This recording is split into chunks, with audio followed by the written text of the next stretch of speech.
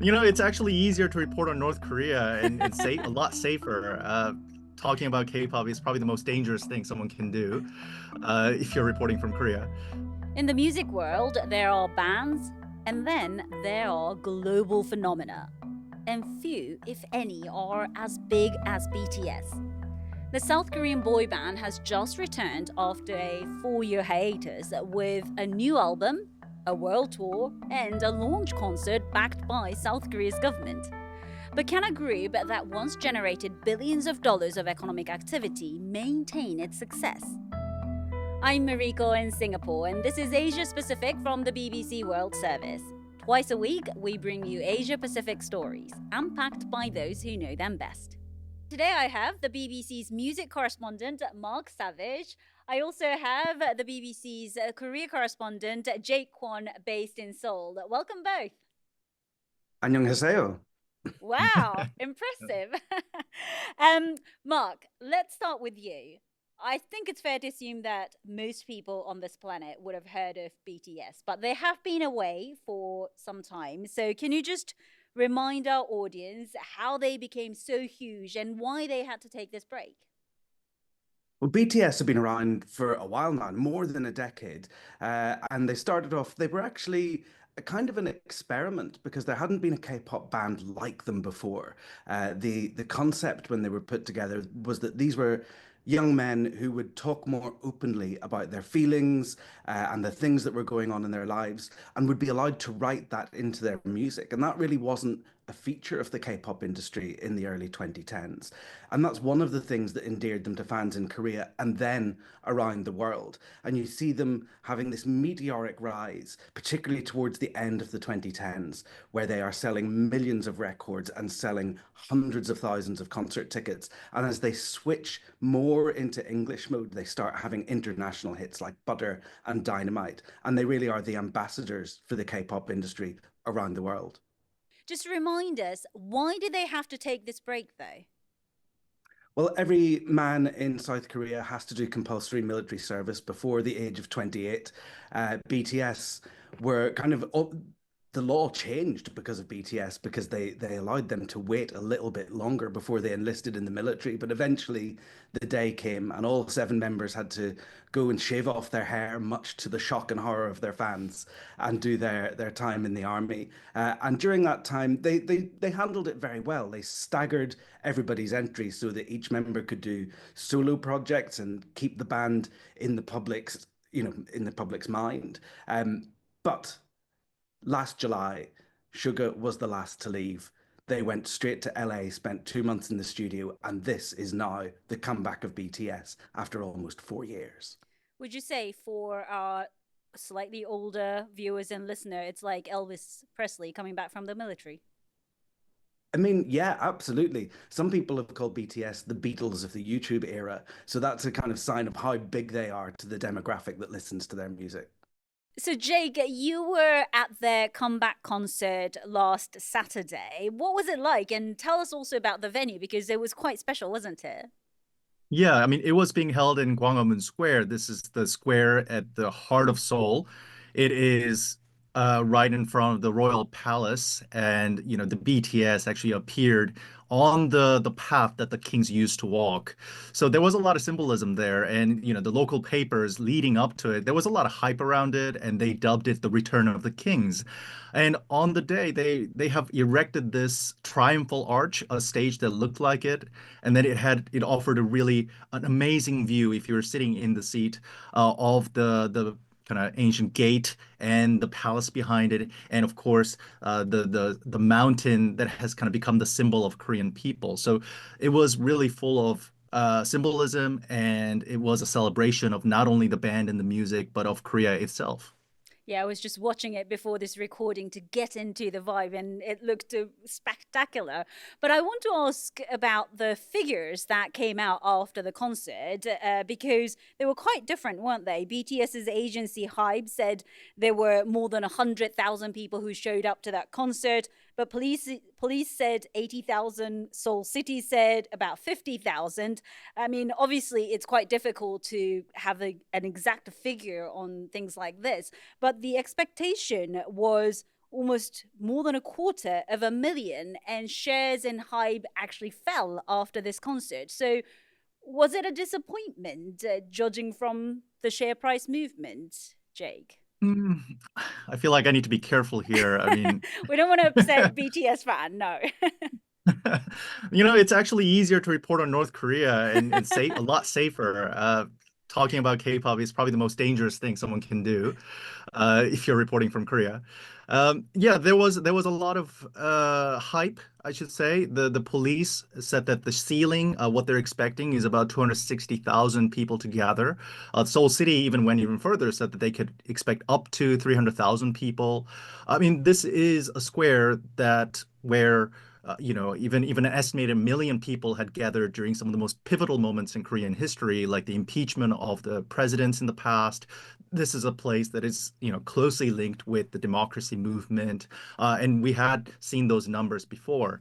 But when the day actually came, I think I've seen what I imagined is about, thousands or tens of thousands of people in my immediate kind of vicinity, and what the count, unofficial count from the police said around 40,000. So it was a lot smaller crowd compared to what was expected.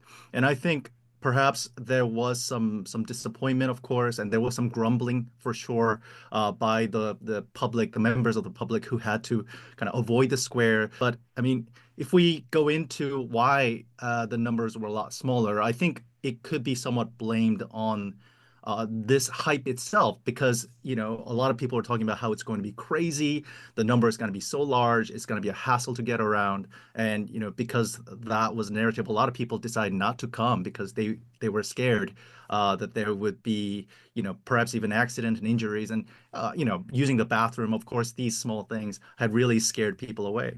Um, it's an interesting question about whether this was a success or a failure. There was a really insightful piece in the New York Times where they said BTS are too big to fail, but they're too big to succeed.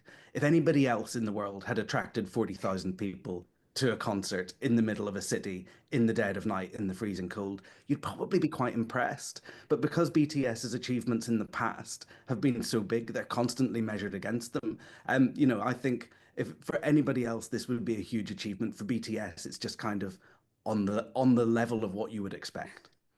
At their peak, I think in 2022, BTS was estimated to have contributed 0.3% to South Korea's total GDP. That's about $3.6 billion annually. I can't just imagine that. Um, Mark, what are we expecting from this comeback concert as well as the world tour in terms of how much money they could possibly generate? And how does that compare to, other big celebrities like Taylor Swift or Coldplay?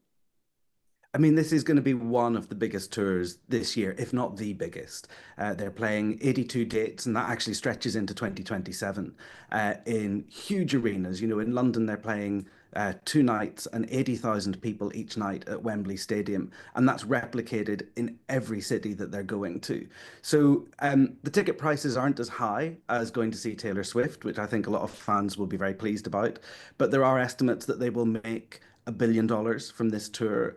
Some estimates go as high as 2 billion. I think that's probably a bit of an overreach. But once you start factoring in merchandise sales and all the ancillary things that come around a tour, the sponsorship deals, the brand endorsements, it is going to be a real money spinner for their label Hybe, but also for the South Korean economy.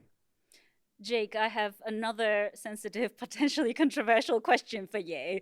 But there have been, so many more K-pop superstars while BTS was taking a break. Do you think they're still as huge, as lucrative in the business of K-pop, especially now that they're all in their kind of late 20s, early 30s? I'm not even sure whether we're supposed to be calling them a boy band anymore. I think I'm gonna have to enter witness protection after this episode. But yeah, no, that's right. I mean, BTS was, hitting records after one after another. They were the first Korean band to reach the top of Billboard chart, and they spoke at the UN and the White House, right? But in terms of their album sales and reaching the charts, the new bands have come out since then, like Stray Kids. They broke some of the records by rising at the top of the Billboard's album chart 7 times in a row. So BTS, we cannot expect them to be always the record holder, but I think, Mark compared them, quoted how some of the media has compared them to the Beatles, and I think that's a very flattering comparison because Beatles really has become a legend, decades after their peak, they're still being referenced and they're still there forever. And I think BTS will have a somewhat of a similar place as really the face of South Korea's cultural success. Them being the first to kind of, pave the way, really is going to make a mark. And I think, as one person, one kind of Korea music critic I spoke to talked about how BTS will forever hold a space in Korean people's heart as this people who came and lifted any kind of insecurity or feeling of inadequacy from Korean people's mind. Because even after decades of economic success, there was this insecurity, perhaps, that Korean culture is somewhat lesser than those coming from the West. But if there was any doubt of that, BTS has dispelled it. Yeah, well, you and I did a whole episode on K-pop industry, didn't we? So click here to watch that if you're interested. But Mark, for viewers and listeners who might not be familiar, can you just talk us through how this business of K-pop works in comparison to, Western music industry that we're more familiar with?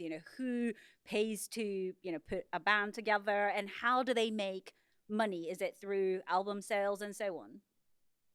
I mean, a lot of it is very similar to the Western music industry. I think the big difference for K-pop is the initial investment, that training period that people go through where, a band like BTS, there might have been 20 kids, and they are kids, they're teenagers, who are going through this really strict regime of daily dance rehearsals, learning English in a lot of cases and Japanese, and there's a huge initial investment just to put the band together, to put them through their paces. They stay within buildings that are paid for by the record label. I have heard one estimate that per year a record label will spend $1 million on each member of a band, just in terms of transport, clothing, training, physiotherapy, all the stuff that they have to do. But also, there's a lot of brand endorsements, a lot of product deals. And also just the content that they produce. I think one thing that the Western music industry really hasn't cottoned onto is just how compelling the videos and the extracurricular stuff that K-pop bands produce is.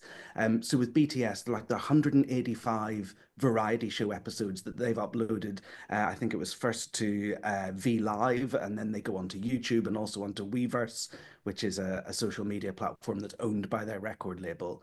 And that just draws people in. It makes them feel closer to the band. They see them in rehearsals, they see them eating fast food takeouts, they see them competing in challenges and just having days off. And obviously, all of that content is then monetized. If you're on Weverse, you can pay a subscription to get stuff early or to send DMs to the band. If it's on YouTube, then obviously ads run before it. So that's a whole revenue stream that the Western music industry hasn't really cottoned on to. But that all adds up, and that's why, a band like BTS, each member will be expected to make something in the region of between 10 and $30 million each this year. Uh, Jake, I'm wondering about the role that the South Korean government played. And again, I don't want to, put you on a spot or anything, but No, could please do. BTS could It's already BTS lost. have made it without, the government support, do you think? So I think when I said some people were kind of disappointed or put off by what they saw on Saturday, I think it is because a lot of people saw the hand of the government a little too much. They thought it was a little too visible. Days of leading up to Saturday, all the government ministers, doesn't matter which side they're on, not even the culture minister, finance minister, health minister, they all posted on, X or other social media praising the ban, but not only talking about the ban, but talking about the money it's going to bring to South Korea, the how it advances South Korean national interest, how it is a national pride. So they really focused on these other aspect of BTS, the nationalism aspect of BTS. And I think it is kind of open to debate how much the government had part in advancing K-pop. I think they do have some part in, bringing economic prosperity, having a relatively free society where you're not subjected to too much censorship, and then of course, having this internet connectivity that's everywhere quite early in the game. This all helped to advance K-pop and put it in everyone's hand and made it, this huge soft power success. But I think many fans see the government's role as something that is too perhaps extractive. They come and they exploit the artist at times. If you remember the World Expo, when the government was trying to host it in Busan, they had BTS be the face of its campaign, and that got a lot of criticism from the BTS fans because they didn't see BTS being graciously volunteering themselves to help Korean cause. They saw it as government kind of cozying up and asking the label and the artist to advance its own agenda. And that really left a bad taste in a lot of people's mouth. And I think that's what people saw on Saturday a little bit as well. Mark, you earlier talked about Billboard and other, I guess, Western validation of BTS and other K-pop bands in earlier years. What did you make of their comeback album? Do you notice that maybe they don't need that Western validation any longer? I mean, they're still singing the majority of the lyrics in English. I think because of the themes of the album, which tap into Korean folk music and folklore, people expected it would be more focused on national identity than it actually is. As a piece of music, I think it's incredibly good.